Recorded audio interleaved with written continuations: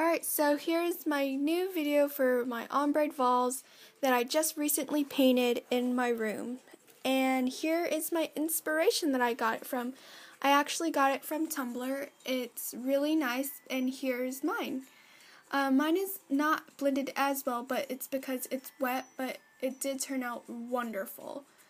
And here are the three colors that I chose. It does turn a little blue on camera, but I'll link it down below, and it's from Valspar. And here's just an Instagram picture that I just kind of took and just wanted to add.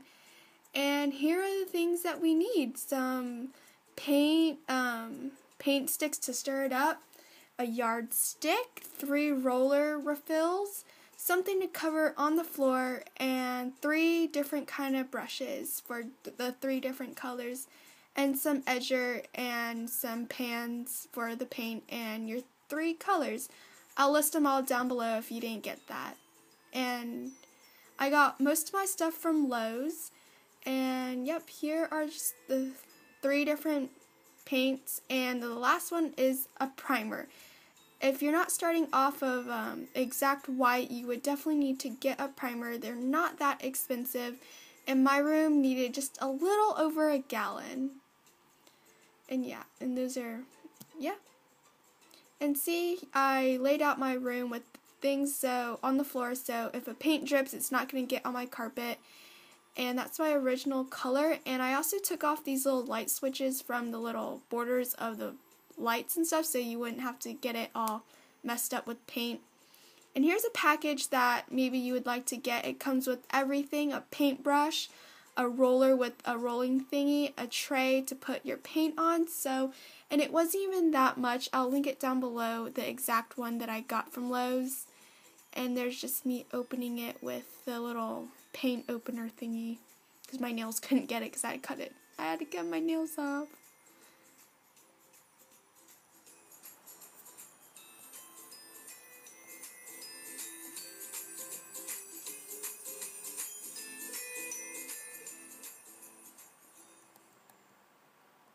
And yep.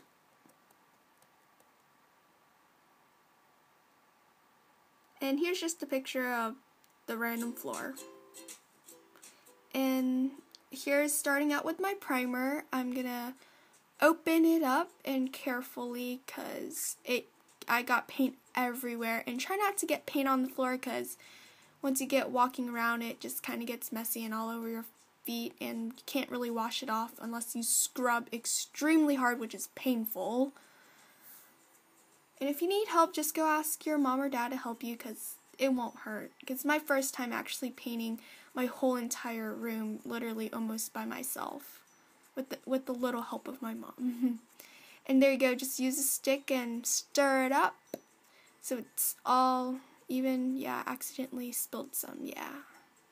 Go slowly, I do not recommend going that quickly.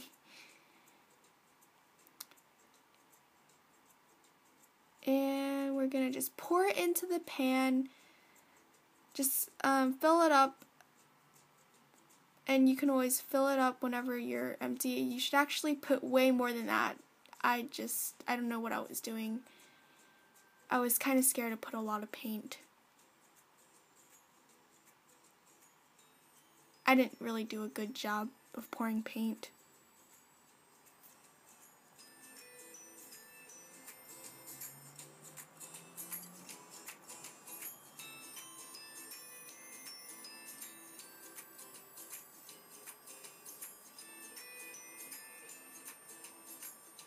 It was all drippy, so yeah. So get some paint on the roller and just start rolling it onto the wall. Don't mind my butt shot, but yeah. I actually put about 3 layers of this paint. I went from one wall to the other wall, back to the first wall, because if you paint it over wet paint, all it does is grab onto the paint on the wall from the paint on the roller and just takes it off, so there's no point of going right over. And yeah, the floor got really sticky. As you can see, it stuck to my foot a lot. And you want to cover as much as possible.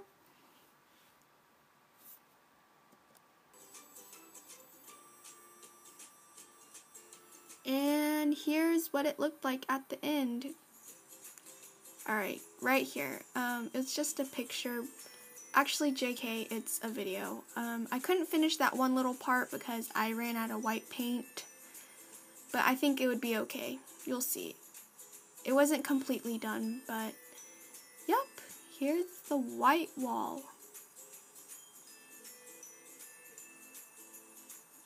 And there's my doggy. Oh, she was in there the whole time. Yeah. Alright, so once it's dry and you covered your whole entire thing, you want to tape it off, divide it by 3, and I left a 3 to 5 inch space in between each section so you could blend it. And I'll put the exact measurements on the link down below. I used the meter stick, and there's my mom. Yeah, photo bomb. I meant video bomb more like.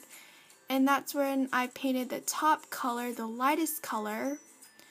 And by the way, it goes from light to dark from top to bottom. And what you want to do is paint each section, but don't paint like the little strip part like that, because that's where you're going to blend it, so it's just going to be a more gradual change of color. And you can use any kind of tape, painter's tape, masking tape. And here's when I painted 2 colors, the lightest shade and the medium shade. And after you painted that, let it dry and take the tape off. Just like that. I ended up with a huge pile of tape. Oh.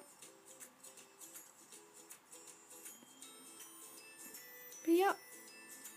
And it doesn't matter if it's like a clean line with the tape, because you're still going to blend it out like that. So it should look like that.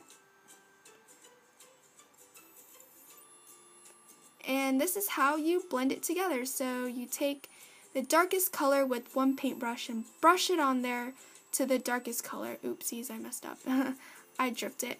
And yeah, just paint it on there with a brush going horizontal.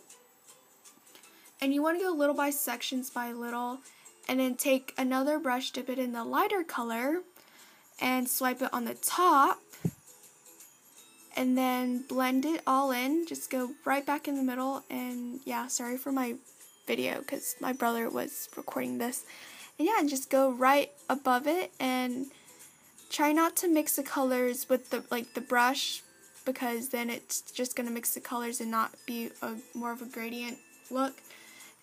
But yeah, just blend it like so, and just keep going back and forth lightly.